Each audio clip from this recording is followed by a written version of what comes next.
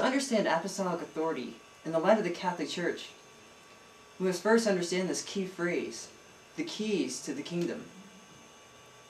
This phrase only shows up twice in the entire Bible, yet it packs such significance. In Matthew 16:19, I will give you the keys to the kingdom of heaven. Whatever you bind on earth shall be bound in heaven, and whatever you loose on earth shall be loosed in heaven.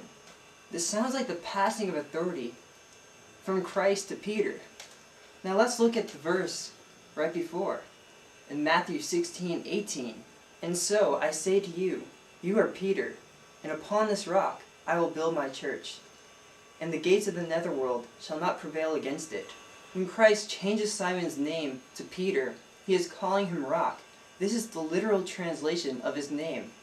So we can see Christ passing on his authority to Peter.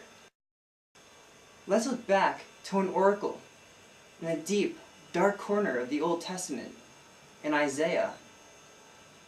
In Isaiah 22, we see the passing on of authority from Shebna to Eliakim. In verse 22, it reads, I will place the key of the house of David on his shoulder. When he opens, no one shall shut. When he shuts, no one will open. We can see that Christ referenced this historical verse as the setup for his church. To further this point, let's look at the previous verse in reference to Eliakim. It reads, I will clothe him with your robe, and gird him with your sash. Give over to him your authority. He shall be a father to the inhabitants of Jerusalem, and to the house of Judah. Again, we see the passing of authority from an authority head to their successor. This sets up apostolic authority and succession.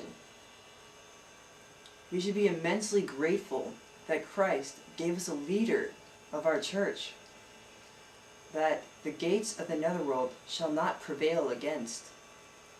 For if we did not have a leader, we would just be left with chaos. Christ left us with a united church to stand until the day of the Lord. The lack of unity which Protestants have, where they disagree with one another and go and start their own churches. Is this biblical? Does this make sense? Thanks for listening. God bless.